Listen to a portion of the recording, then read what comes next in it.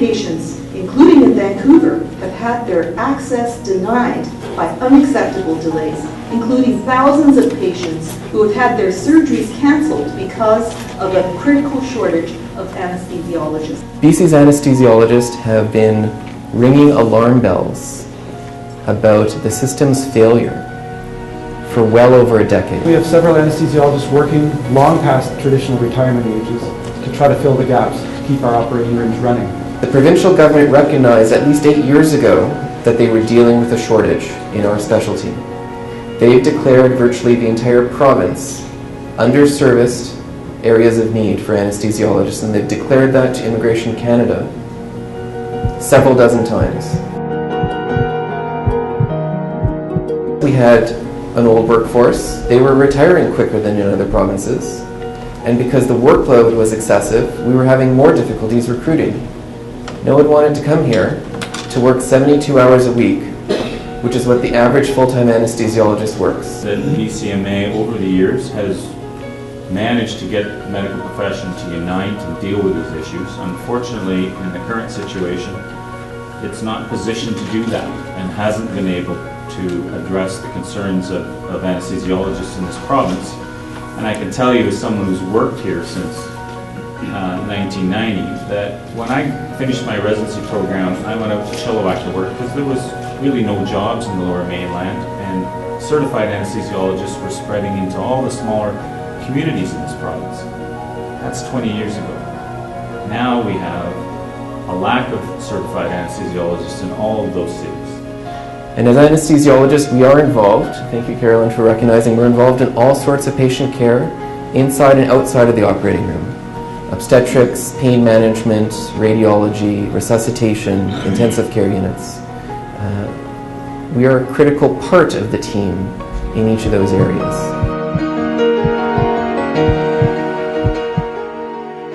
We recently advertised for 3 positions for anesthesiologists at St. Paul's Hospital. We advertised for an obstetrical anesthesiologist, for a chronic pain anesthesiologist, and for a perioperative medical specialist anesthesiologist. And we advertised nationally. Do you know how many applicants we received? 0. We did not receive a single applicant for these 3 positions. I've never seen it like this. We don't have locums. A place like Victoria is cancelling surgery because we can't find people to substitute for people who are ill. And it's considered one of the most popular places in Canada to live. Clearly, anesthesiologists from across the country and recent graduates are choosing other places to work.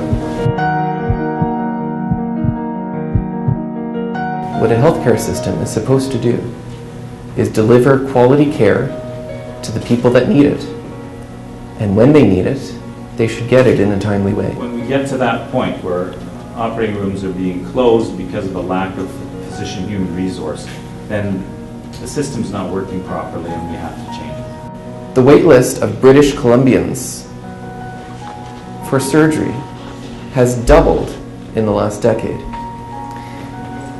18 months ago, then Minister of Health Kevin Falcon announced patient-focused funding, $20 million that year and expanding up to $170 million a year to add 20,000 more surgeries per year to the healthcare system in our province. That money's been spent. Those surgeries never materialized. Our medical system, including the ORs, cannot run without anesthetists. But in British Columbia, we lack these specialists and have been unable to recruit them.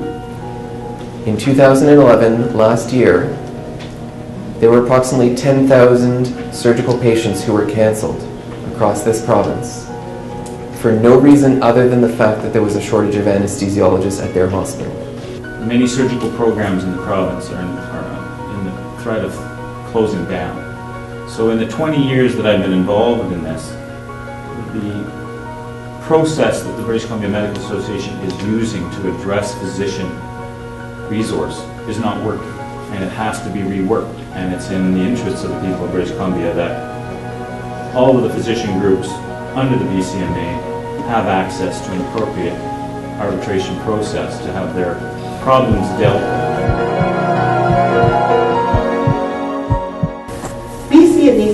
have been asking and are still being denied a fair binding process to talk to the government about solutions that are waiting to be implemented, ways to improve efficiency and reduce waste that exists in our system.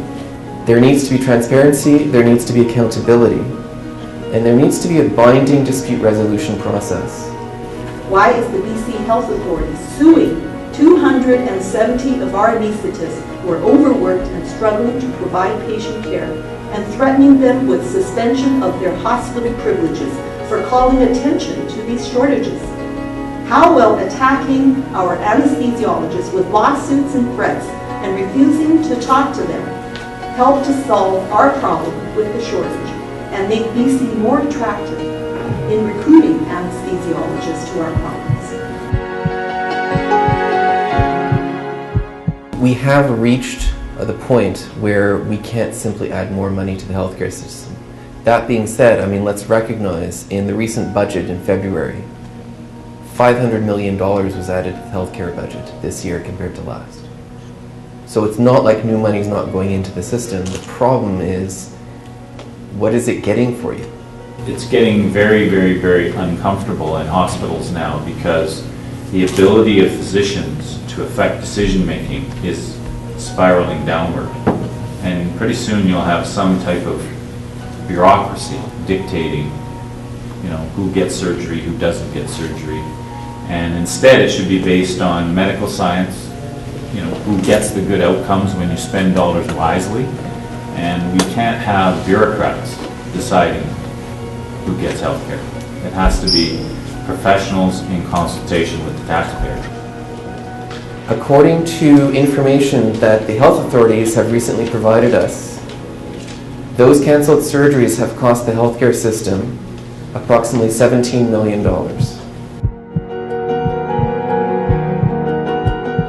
Why is our government refusing to talk to the BC anesthesiologists to address these urgent threats to our healthcare system? Instead of dealing with these issues and implementing solutions, what have they done instead? They've bullied and they've intimidated the physicians who come to them with the solutions.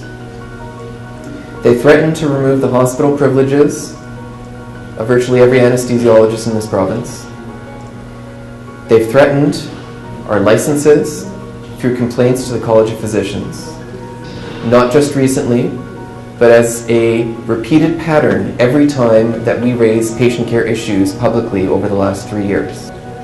What is particularly troubling is how some of our most dedicated and hard-working doctors have been vilified in the press by government and our own medical association, the BCMA, for their attempts to address these issues. When you talk about, say, the $100 million that we can save the healthcare system, most of that is saved to the hospitals and the health authorities, who are funded by the same taxpayers, but it's a different budget as the budget to pay for the physicians. And so if we save that money, the government, in the way they work things right now, will not give it back to the physicians to pay for competitive fees. That's part of the problem. If we can improve the efficiency of those ORs by 5%, we've saved the taxpayers $100 million. We need to ask questions about what direction is being considered by the government and the BCMA.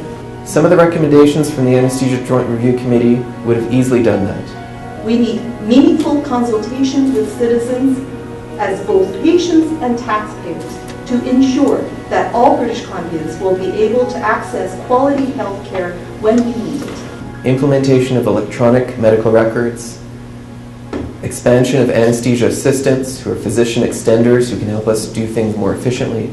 What we really need is more accountability for the healthcare system. This is not an issue of just needing more funding. It's an issue of accountability and of responsible management.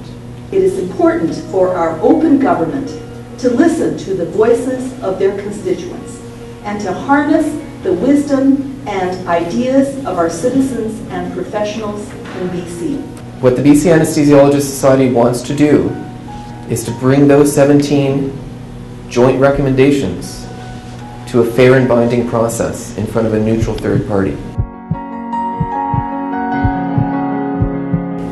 goal of this People's Voice Forum is to inform and engage citizens in a dialogue on solutions that will support BC anesthesiologists in providing patients the highest standard of medical care. We all want a public healthcare system that works. That's why we're here tonight. As anesthesiologists in BC, we do have solutions that we can offer. If we could only have the support of the government and the ability to engage the government on these issues, I think we could make some real progress.